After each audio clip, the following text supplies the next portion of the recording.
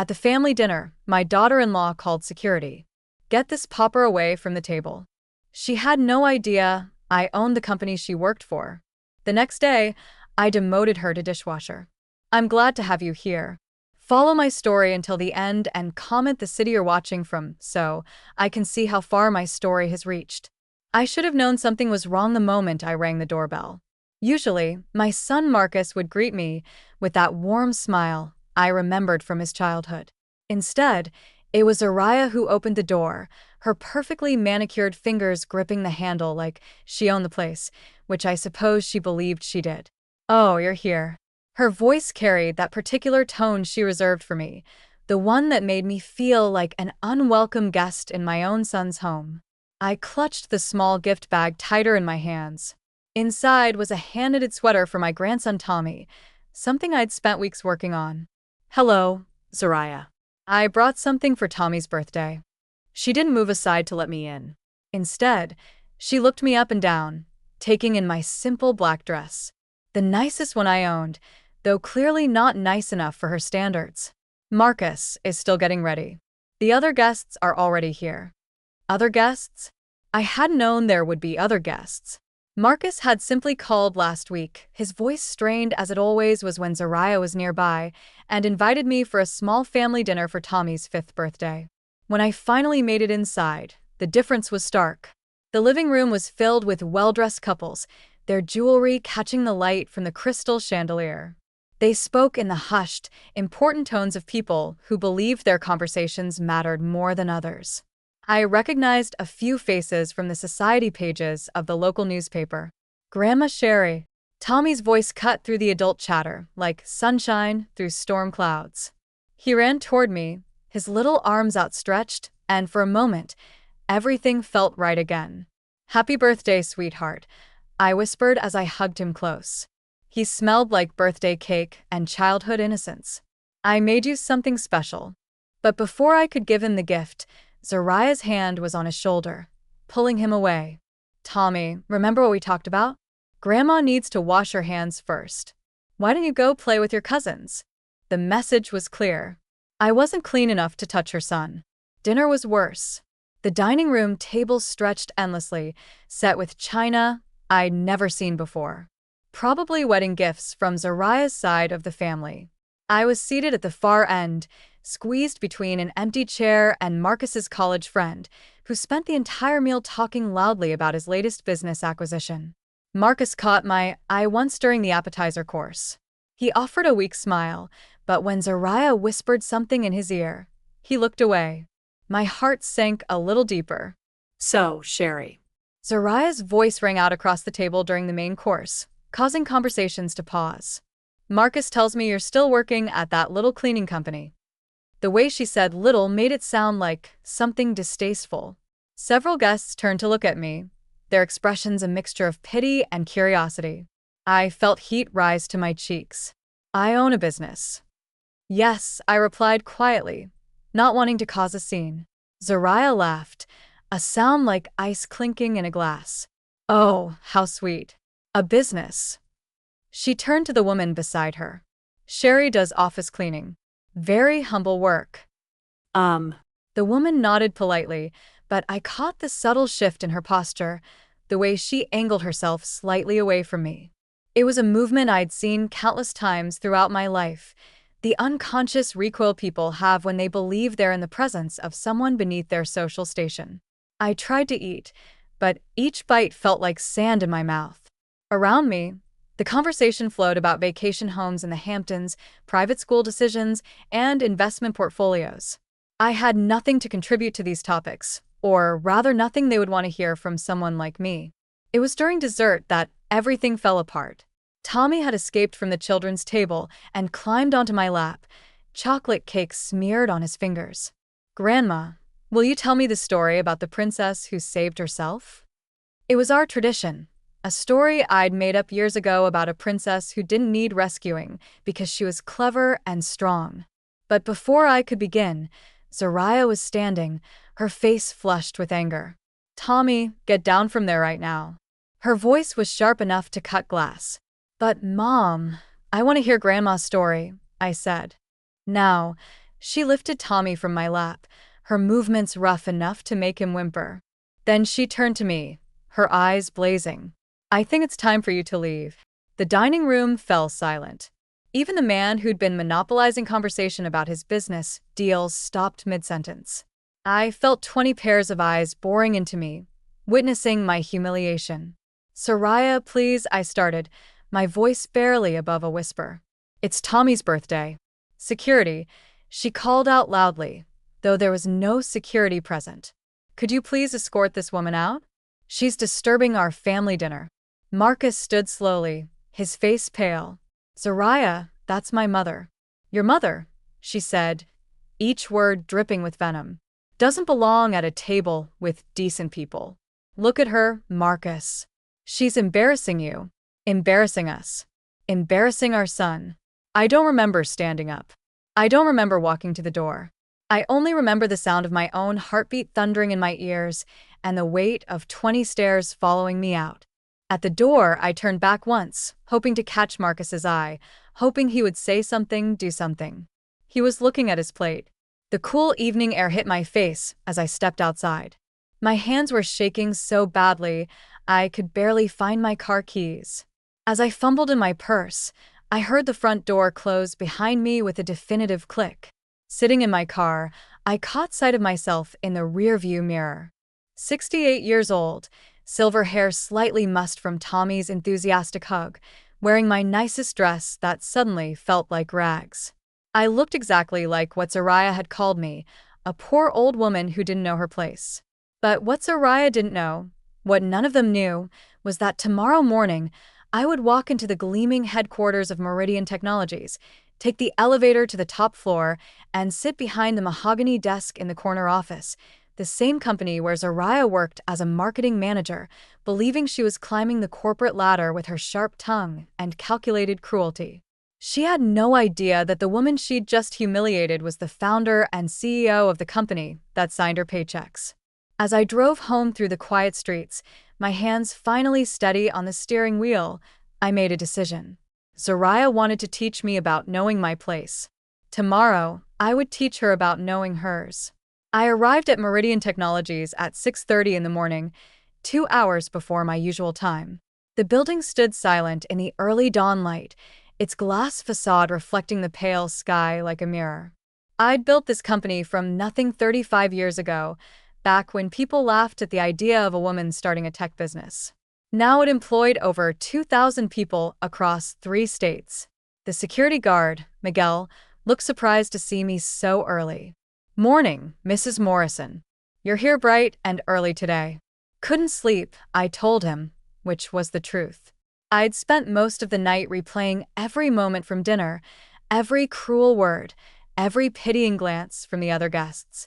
My office occupied the entire northeast corner of the 42nd floor. Floor-to-ceiling windows offered a panoramic view of the city, but this morning I barely glanced at it.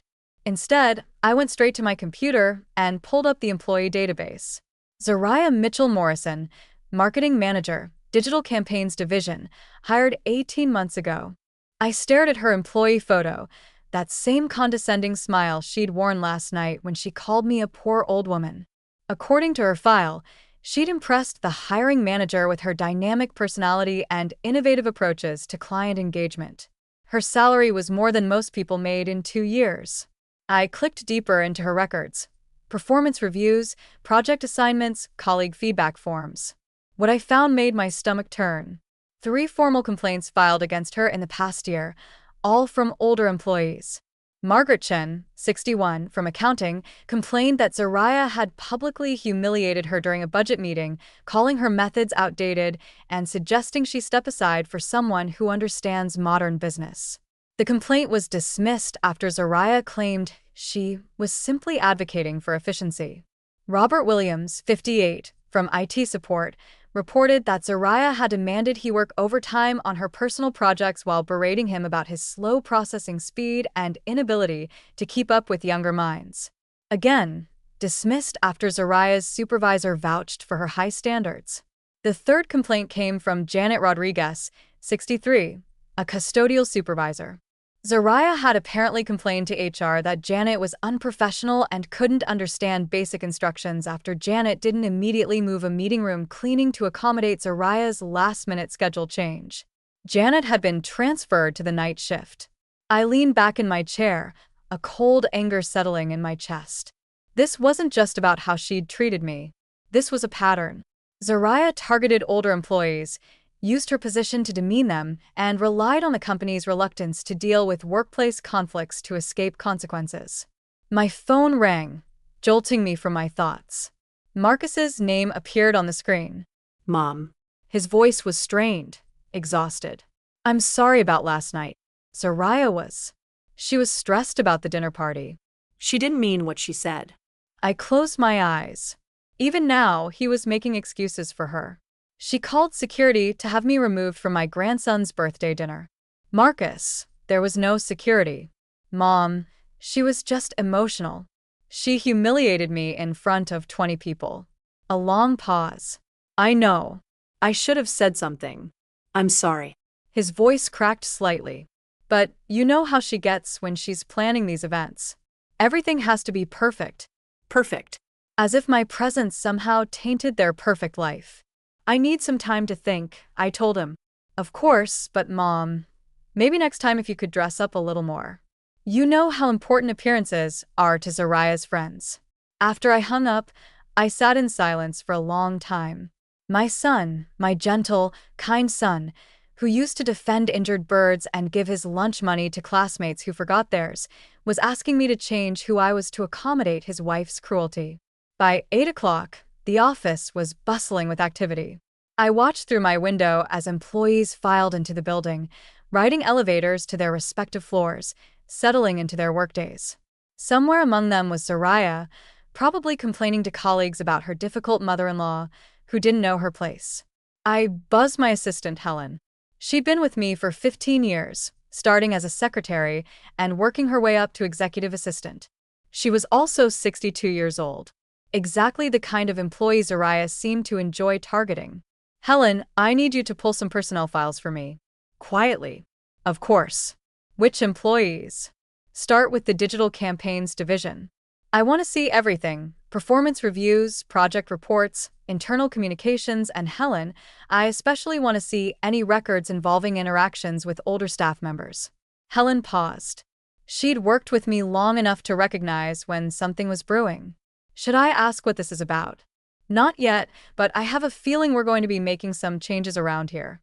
An hour later, Helen returned with a stack of files that confirmed my worst fears. Zariah's division had the highest turnover rate in the company, specifically among employees over 50.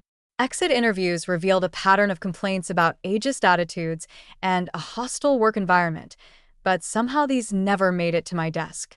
I found records of Zariah's emails printed out and filed according to company policy.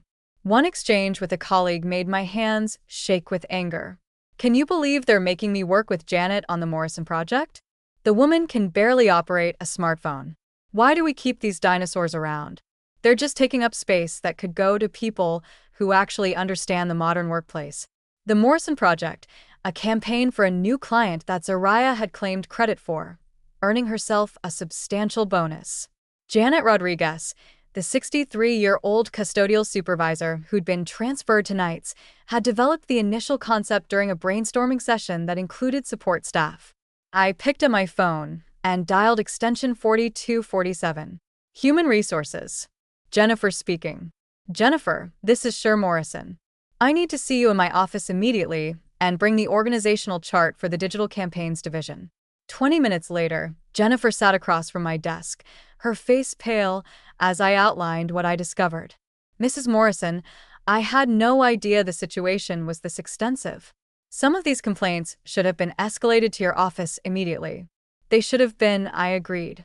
But they weren't, which tells me we have more problems than just one employee. However, right now, I want to focus on Zariah Mitchell Morrison. Jennifer nodded nervously. What would you like me to do? I leaned forward, my decision crystallizing. I want her transferred immediately. To which department? I thought about Janet Rodriguez working the night shift because Zariah found her inconvenient. I thought about Margaret Chen, publicly humiliated for using methods that had worked successfully for decades. I thought about Robert Williams, forced to work overtime on personal projects while being called slow and outdated. Food services, dishwashing. Jennifer's eyes widened. Mrs. Morrison, that's quite a significant emotion. She'll certainly file a grievance. Let her. Tell her it's part of a new company initiative to have management personnel understand all aspects of our operation. Tell her it's temporary pending restructuring of her division. And if she refuses, I smiled, but there was no warmth in it. Then she can find employment elsewhere. I'm sure there are plenty of companies that would appreciate her dynamic personality. After Jennifer left, I stood at my window, looking down at the street 42 floors below. People moved like ants, each focused on their own small piece of the world, unaware of the larger forces shaping their days. Tomorrow, Zariah would report to the basement cafeteria. She would put on a hairnet and wash dishes in industrial sinks, working alongside the people she dismissed as dinosaurs and obstacles. She would learn what it felt like to be looked down upon, to have her value questioned, to be treated as if she didn't matter, and she would do it all without knowing that the woman she'd humiliated last night was the one holding her future in her hands. I picked up my phone to call the cafeteria manager. There was work to be done. The cafeteria in the basement of Meridian Technologies hummed with the constant noise of industrial dishwashers and food preparation. Steam rose from massive sinks where dishes were scrubbed and sanitized before being loaded into commercial washers. It was honest work, the kind that kept a company running, but invisible to most of the people who benefited from it. I stood in the service corridor wearing a maintenance uniform I'd borrowed from the facilities department. At 68, I could easily pass for one of the older cleaning staff members. My silver hair was tucked under a baseball cap, and I carried a clipboard to complete the disguise. Zariah had been here for 3 days. Through the kitchen service window, I watched her struggle with the industrial spray nozzle. Her designer manicure was already chipped and ruined. She wore the standard issue hairnet and plastic apron, but her face bore an expression of barely contained rage that made several of her coworkers give her a wide berth. "This is absolutely ridiculous," she muttered to Maria, the woman working beside her. "I have a master's degree in marketing. I was managing a 7-figure campaign portfolio. Now they have me washing dishes like some common what?" Maria interrupted, her voice sharp. She was about 55, with calloused hands that spoke of years of hard work. "You think this work makes us less than you?" Zariah's face flushed. "That's not what I meant. I just meant that I'm qualified for something better." "We're all qualified for something, honey," said Janet Rodriguez, who was preparing vegetables at the next station. I recognized her from the files, the woman Zariah had complained about, who'd been transferred to the night shift. Janet didn't know that her tormentor was now standing just a few feet away, but there's dignity in any honest work. Zariah rolled her eyes when Janet wasn't looking. Easy for her to say. She's probably been doing this her whole life. I felt my jaw clench. Even here, even reduced to washing dishes herself, Zariah couldn't resist looking down on others. My phone buzzed with a text from Marcus. "Mom, Zariah's going through a rough patch at work. Some restructuring thing. She's really stressed. Maybe we could have dinner this weekend. Just the 3 of us." I typed back, "I'll think about it." But I already knew my answer. Watching Zariah these past 3 days had shown me that her cruelty wasn't just reserved for family dinners. It was who she was, woven into the fabric of her character. On the 4th day, I decided to get closer. I entered the kitchen during the lunch rush, when the noise and chaos would provide perfect cover. I approached the dish pit where Zariah was working, now looking thoroughly defeated. Her blonde hair hung limp beneath the hairnet, and there were dark circles under her eyes. "Excuse me," I said, deliberately roughening my voice and adding a slight accent. "I need to clean the floor around your station." Zariah barely glanced at me. "Whatever, just don't get in my way." I began mopping around her feet, positioning myself close enough to hear her conversation with Louise, a young man who'd been trying to help her adjust to the work. "I don't understand why they're making me do this," Zariah complained, scraping food remnants off a plate with unnecessary force. It's probably that dried-up old hag from HR. She never liked me. Louise shook his head. Jennifer's actually pretty fair. Maybe it really is just temporary like they said. Temporary, my ass, Zariah snapped. This is punishment for something. I just can't figure out what. She gestured around the kitchen with a soapy hand. Look at this place. Look at these people. I don't belong here. Hey, Louise said quietly. These people work hard. They're good people. Zariah let out a bitter laugh. Good people? Louise, wake up. These are the people who couldn't make it anywhere else. They're here because they don't have the skills or intelligence to do anything better. I stopped mopping, my grip tightening on the handle. Around us, the kitchen continued its rhythmic chaos, but I felt like I was standing in a bubble of silence, processing what I just heard. That lady over there, Zariah continued, nodding toward Janet, probably never even finished high school. And that woman with the accent who was here earlier, probably illegal. They should be grateful for any work they can get. Louise looked uncomfortable. Zariah, that's not true. Zariah's voice rose slightly. Look, I know it sounds harsh, but some people are meant to lead, and some people are meant to follow. Some people are meant to create value, and some people are just maintenance. Just maintenance, as if the people who kept the company running, who ensured that employees like her former self could focus on their important work, were somehow less human. I resumed mopping, moving methodically around the kitchen, listening to Zariah continue her commentary on her coworkers. She criticized Maria's English, called Louise naive for defending the older workers, and made snide remarks about Janet's appearance. The worst part, she said as she rinsed a stack of plates, is that my mother-in-law probably loves this. She's probably sitting in her little apartment laughing about how her successful daughter-in-law got knocked down a peg. My blood ran cold. Even here, even while suffering the consequences of her own actions, she was thinking about how to blame others. Your mother-in-law? Louise asked. Oh, she's this pathetic old woman who thinks the world owes her something just because she's old. She showed up to my son's birthday party dressed like she was going to a garage sale. She embarrassed my husband in front of all our friends. I had to ask her to leave. The way she told it, she was the victim, the wronged party. There was no mention of calling security. No acknowledgement of the humiliation she'd inflicted. In Zariah's version of events, she was simply a woman protecting her family from an embarrassing relative. She sounds difficult, Louise said diplomatically. She's a bitter old woman who's jealous of what we've built, Zariah replied. She spent her whole life doing manual labor, and she can't stand that her son married someone with class, someone with education. She wants to drag us down to her level. Manual labor, like what she was doing right now, like what the people around her did every day with dignity and pride. I finished mopping and began to leave, but Zariah's voice stopped me one more time. You know what the really sick part is? My husband actually feels sorry for her. He thinks I should apologize for protecting our family from embarrassment. Can you believe that? As I walked away, I heard Louise say quietly, maybe you should talk to her. Family's important. Zariah's laugh was sharp and cold. Family? Real family doesn't show up looking like they just crawled out of a trailer park. Real family understands social boundaries. I made it to the service corridor before my hands started shaking. I leaned against the wall, removing the baseball cap and running my fingers through my silver hair. 3 days of washing dishes, of seeing how the other half lived, of working alongside people she'd previously dismissed, and she'd learned nothing. If anything, she doubled down on her prejudices. That evening, Marcus called again. Mom, I'm worried about Zariah. This job situation is really getting to her. She comes home exhausted and angry every day.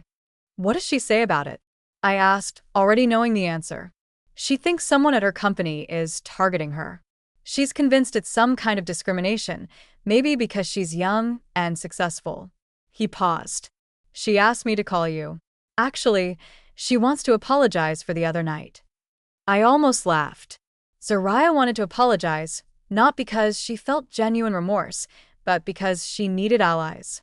She was looking for someone to blame for her situation, and she'd realized that burning bridges with family might not be strategic.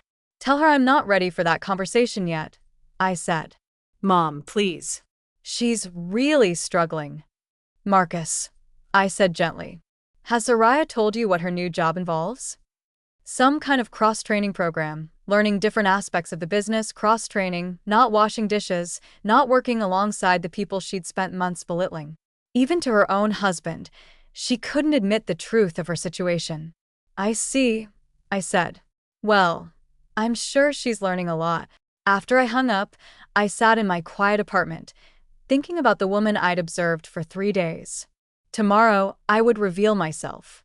Tomorrow, Soraya would learn that the pathetic old woman she'd humiliated held her future in her hands. But first, I wanted to see how she would react when she realized that everything she thought she knew about power and position had just turned upside down. I arrived at the office earlier than usual on Friday morning. My decision crystallized during a sleepless night. Watching Soraya for nearly a week had confirmed what I'd suspected. She wasn't learning empathy from her experience in the kitchen. She was learning resentment. Helen looked up as I entered, noting the determined set of my shoulders. What can I do for you today, Mrs. Morrison? I need you to arrange a meeting. Soraya Mitchell Morrison, my office, 10 o'clock.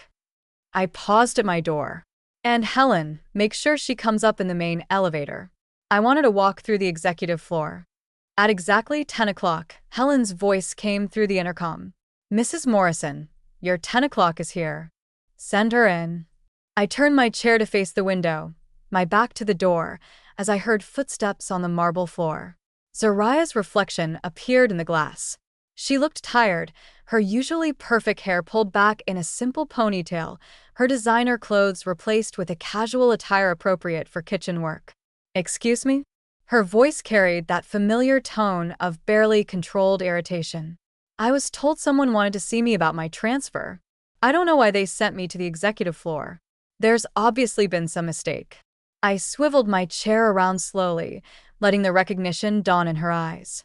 The change in her expression was remarkable. Confusion melting into shock. Shock crystallizing into horror. Hello, Soraya. Her mouth opened and closed several times before any sound emerged. You? What are you? How did you get in here? I walked in through my private entrance just like I do every morning. I gestured to the chair across from my desk. Please sit down. We have a lot to discuss. She remained standing, her face cycling through emotions like a slot machine. Disbelief, anger, fear, and something that might have been calculation. This is some kind of joke. You're not. You can't be the CEO and founder of Meridian Technologies. I completed her thought. I'm afraid I am. I have been for 35 years.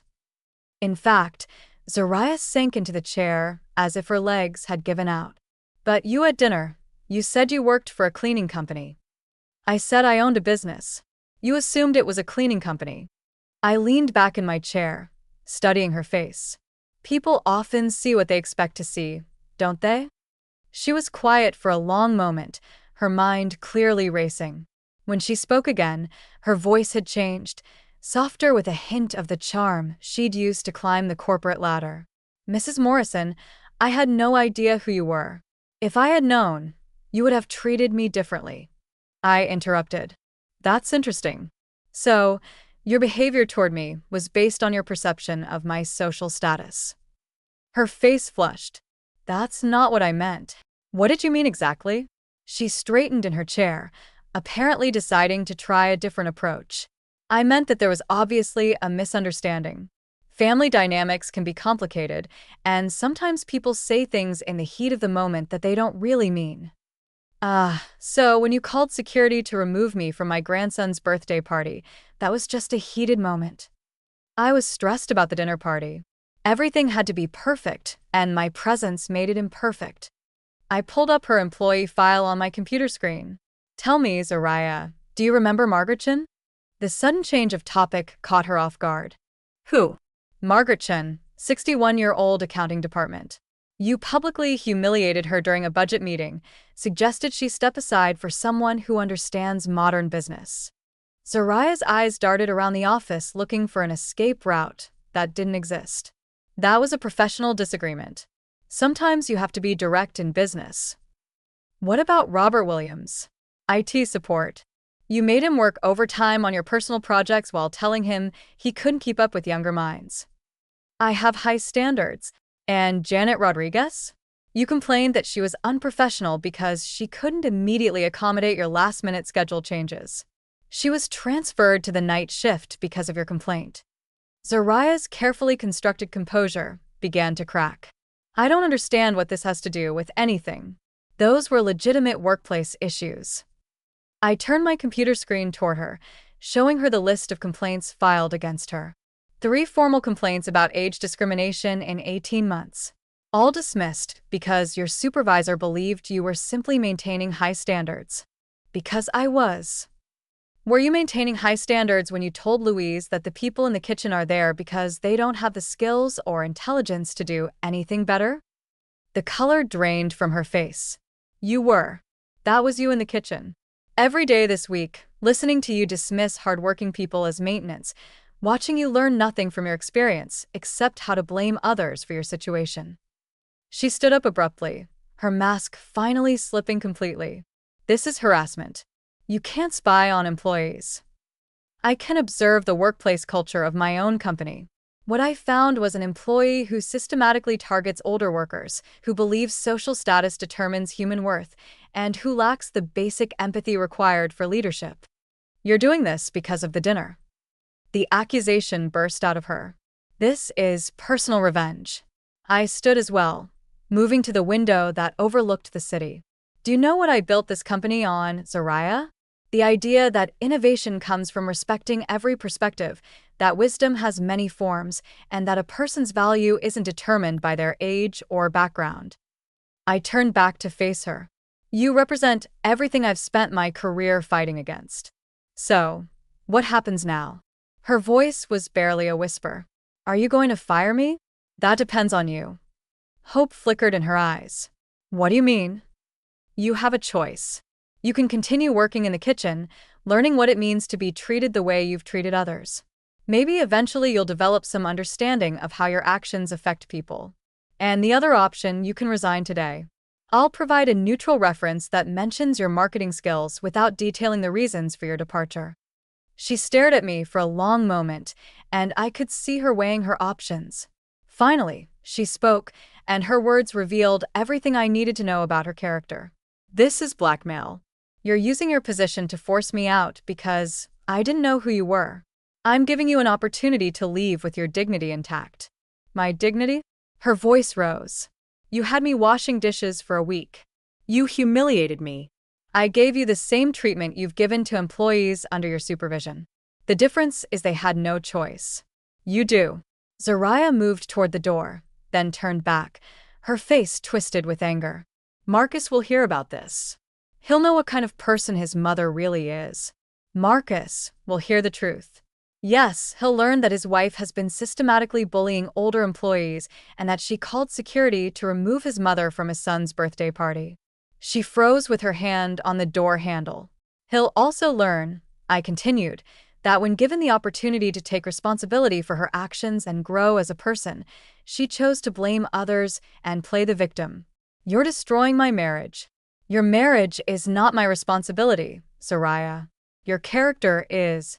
She stood there for another moment, her chest rising and falling with rapid breaths. When she spoke again, her voice was cold and calculated. I choose the kitchen. I'll stay in the kitchen, and I'll prove that this is all about your petty revenge. Marcus will see through this eventually. I nodded slowly. Very well. Report to the cafeteria Monday morning. Same time, same station. After she left, I sat back down at my desk, feeling older than my 68 years. I'd hoped that revealing the truth would shock her into self-reflection, that she might choose to use this as an opportunity for growth. Instead, she'd chosen defiance and delusion. She would return to the kitchen not to learn, but to endure.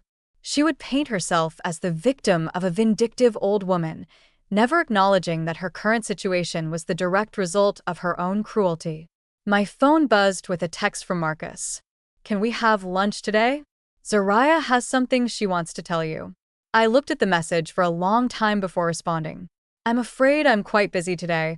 Perhaps another time because I already knew what Zariah wanted to tell me. She wanted to confess her identity, to leverage our family connection to escape the consequences of her actions. She wanted to turn Marcus against me by painting herself as the victim of my unreasonable expectations. But that conversation would come on my terms, not hers.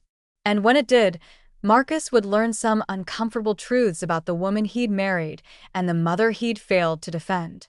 The reckoning was far from over. The call came on a Tuesday evening, 3 weeks after my confrontation with Zariah. Marcus' voice was strained, carrying the weight of someone who'd finally been forced to see an uncomfortable truth. Mom, we need to talk, all three of us. I set down my teacup, noting the tremor in his voice. About what specifically? About Zariah's job situation. About what happened at Tommy's birthday. About everything. He paused, and I could hear muffled voices in the background. Zariah coaching him, no doubt. She told me who you really are, and how do you feel about that? A long silence, confused, angry. I don't understand why you didn't tell me you owned the company where she works. You never asked what kind of business I owned, Marcus. You assumed just like she did. That's not the point, Mom. The point is that you've been manipulating her employment, punishing her because of personal family issues. I closed my eyes. Even now, even knowing the truth, he was defending her. Is that what she told you? She told me you've been making her wash dishes for weeks, as some kind of revenge. That's not the mother I know. Then perhaps you don't know me as well as you think. Just like you don't know your wife as well as you think. What's that supposed to mean? It means we should have this conversation in person. Tonight, my apartment, 8 o'clock. They arrived 15 minutes late. Zariah had clearly spent time preparing. Her hair was styled, her makeup perfect, her clothing carefully chosen to project an image of professional competence undermined by personal persecution. Marcus looked tired, caught between two women he was supposed to love, but clearly didn't understand. I served coffee in my small living room, the same modest space where I'd lived for the past 10 years. The contrast between this apartment and their sprawling suburban home wasn't lost on any of us. Mom, Marcus began, settling onto my worn sofa. Zariah has told me some disturbing things about what's been happening at her work. I'm sure she has. I remained standing, my hands clasped behind my back. What exactly did she tell you? Zariah leaned forward, her expression a careful blend of hurt and determination. I told him that you've been using your position to humiliate me, that you transferred me to the worst job in the company as punishment for a family disagreement. A family disagreement?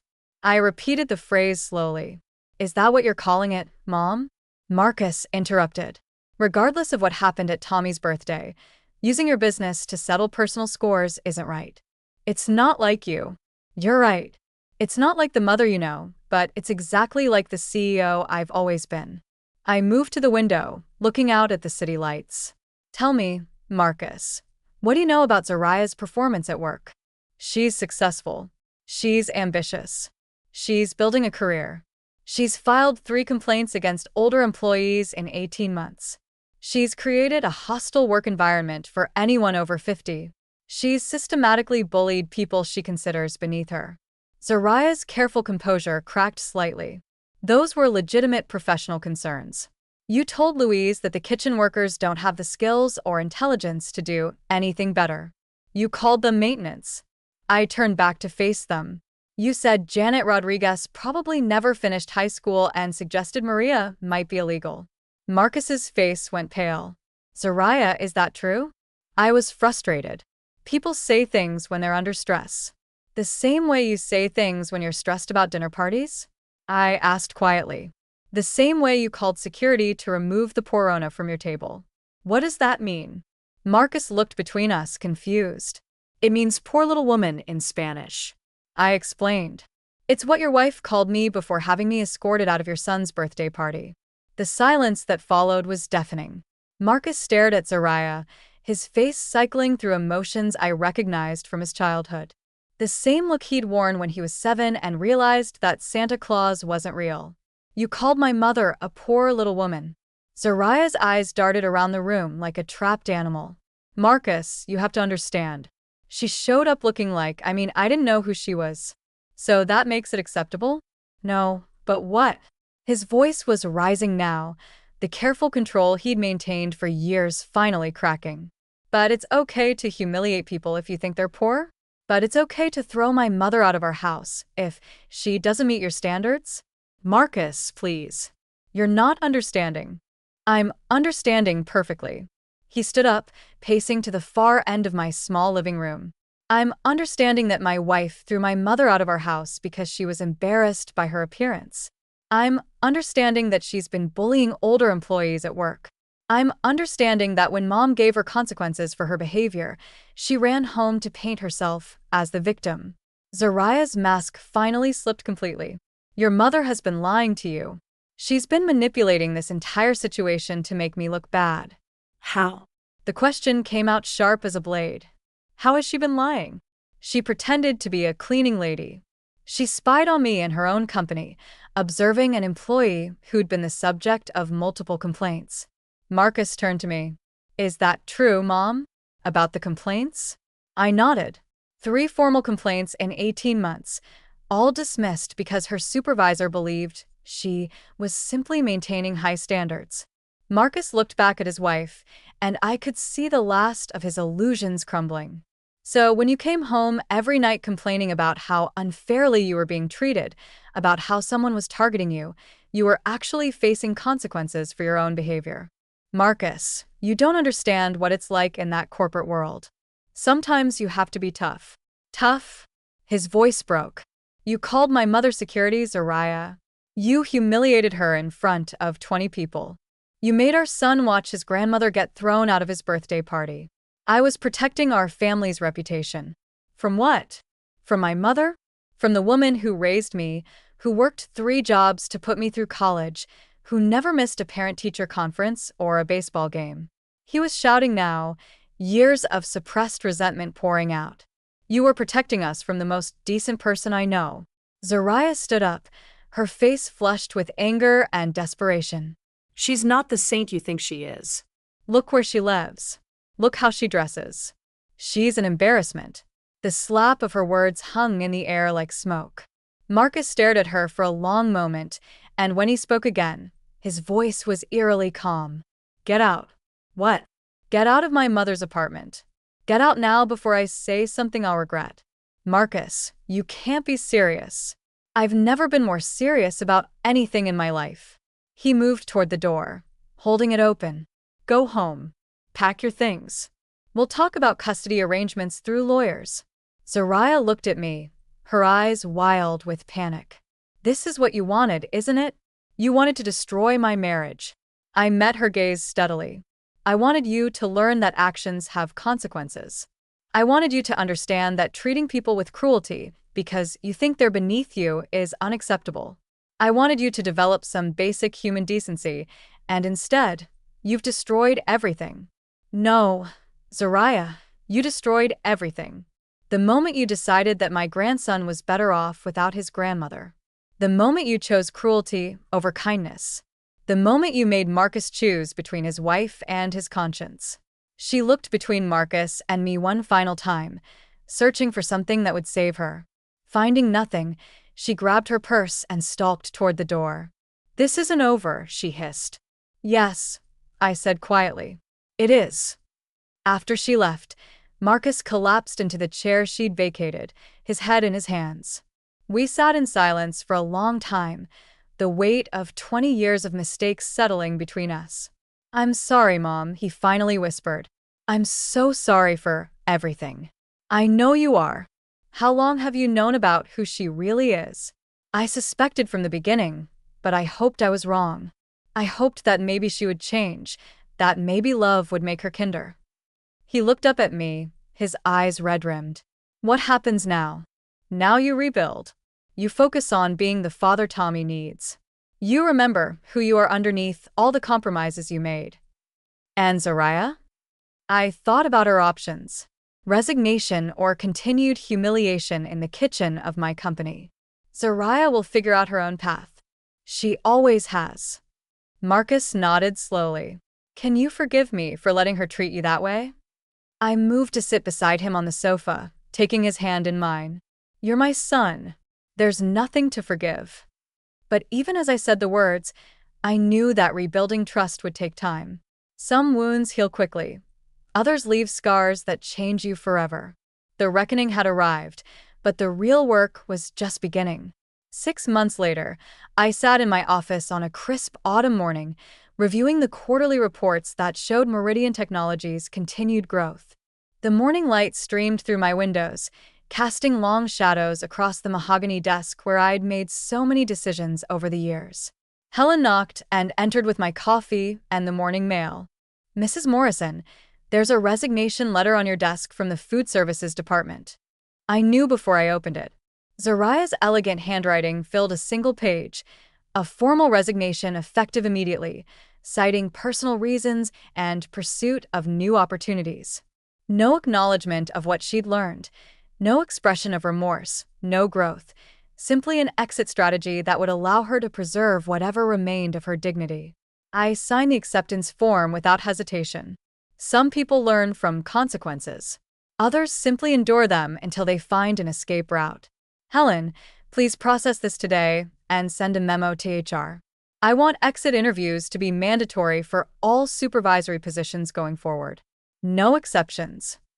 The changes I'd implemented over the past 6 months went far beyond one toxic employee. I'd restructured the reporting system so that complaints about workplace bullying came directly to my attention. I'd instituted sensitivity training for all management personnel. Most importantly, I'd promoted Janet Rodriguez to floor supervisor, a position where her wisdom and experience were finally valued. Margaret Chen had returned to day shift with a commendation letter in her file. Robert Williams was now leading a project to upgrade our IT infrastructure, his decades of experience proving invaluable. The culture was changing slowly, but steadily. My phone rang, interrupting my thoughts. Marcus's name appeared on the screen. Hi, Mom. Are you free for lunch today? Tommy wants to show you something. The relationship with my son had healed gradually, like a bone that had been broken and needed time to grow strong again. The divorce had been swift. Zariah had moved back to her parents' house in another state, apparently deciding that starting over somewhere else was preferable to facing the consequences of her actions in a town where people knew the truth. Of course, the usual place. Actually, Tommy wants to have a picnic in the park. He's been practicing something for you. An hour later, I spread a blanket under an oak tree while Tommy raced around the playground, his laughter echoing across the grass. Marcus looked healthier than he had in years, the constant tension finally gone from his shoulders. Mom, watch this, Tommy called out, hanging upside down from the monkey bars with a fearless confidence that only 5-year-olds possess. Be careful, sweetheart, I called back, my heart swelling with the simple joy of being allowed to worry about him again. Marcus settled beside me on the blanket, unpacking sandwiches from a paper bag. He asks about you every day. When is Grandma coming over? Can Grandma teach me to bake cookies? Can Grandma tell me the princess story? And what do you tell him? That Grandma is busy building castles and slaying dragons. He smiled, the first genuine smile I'd seen from him in years. He's decided you're the most powerful person he knows. I laughed, watching Tommy navigate the playground equipment with determination. Smart boy. Too smart sometimes. Last week, he asked why Mommy moved away. I didn't know what to tell him. This was the hardest part, protecting a child's innocence while maintaining honesty. What did you say?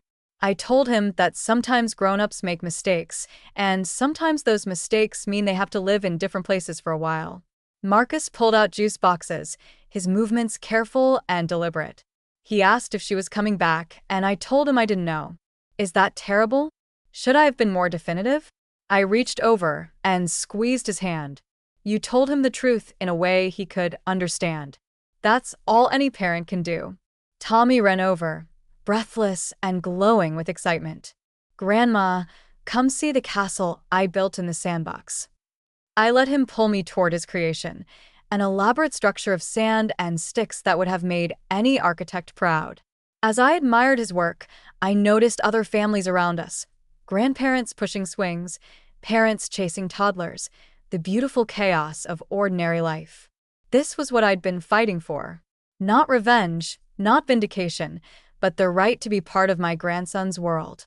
The right to exist without apology, to be valued for who I was rather than dismissed for who I wasn't. That evening, as Marcus and Tommy drove away, I stood in my small apartment looking at the photos that covered my walls. Pictures of Tommy at various ages, Marcus graduating from college, holiday celebrations from before Zariah entered our lives. But there were new photos now, too, recent ones of Tommy and me baking cookies, building blanket forts, reading stories, a life reclaimed. My phone buzzed with a text from Luis, the young man from the kitchen who'd become an unexpected friend.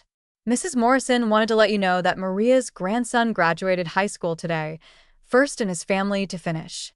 She wanted to thank you for the scholarship program you started. I smiled, typing back, "Give her my congratulations. Hard work deserves recognition." The scholarship program had been my latest initiative, funding education for the children and grandchildren of longtime employees. People like Maria, who'd spent 20 years ensuring that Meridian Technologies ran smoothly, deserved to see their families thrive. Another text arrived, this one from Janet Rodriguez. "Night shift supervisor position open up in Building B. Interested in applying? Could use a reference from someone who knows my work ethic." I laughed out loud, typing back, "I might know someone who could help with that." As the sun set over the city, I made myself a simple dinner and settled onto my couch with a book. The apartment was quiet, but it wasn't the oppressive silence of isolation. It was the comfortable quiet of peace. I thought about Zariah, wherever she was now, and felt something I hadn't expected. Not satisfaction in her downfall, but sadness for the opportunities she'd wasted. She could have learned from her experience in the kitchen. She could have developed empathy, grown as a person, rebuilt her relationship with Marcus on a foundation of mutual respect rather than social climbing. Instead, she'd chosen to see herself as a victim, to blame others for consequences she'd brought upon herself.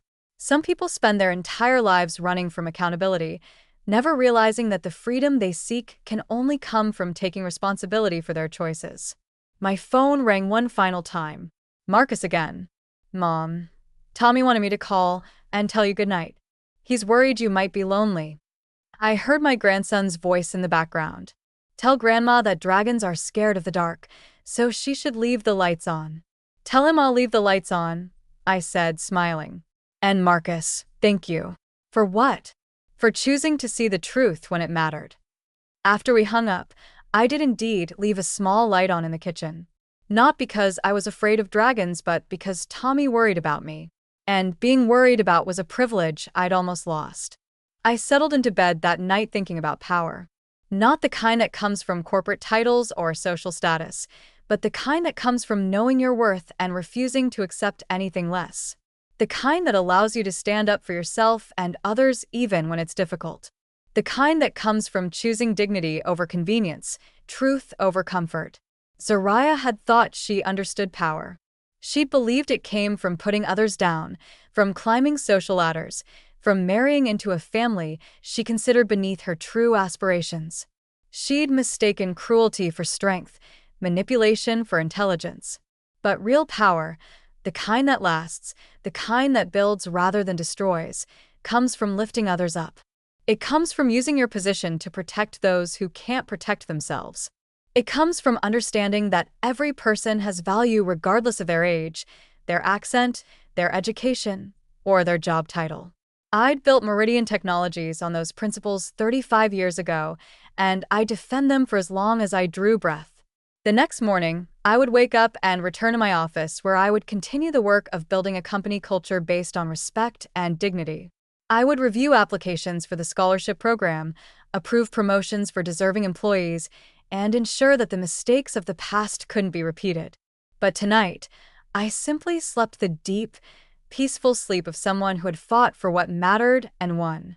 Not through revenge or retaliation, but through the quiet, persistent application of consequences and the unwavering belief that everyone deserves to be treated with basic human decency. I had reclaimed my place in my family and my company. I had protected others from the kind of treatment I'd endured. And most importantly, I had shown my grandson that his grandmother was indeed powerful. Not because she could hurt people, but because she chose to help them. That was the kind of power worth having. The kind that built legacies instead of tearing them down. The kind that created light instead of darkness.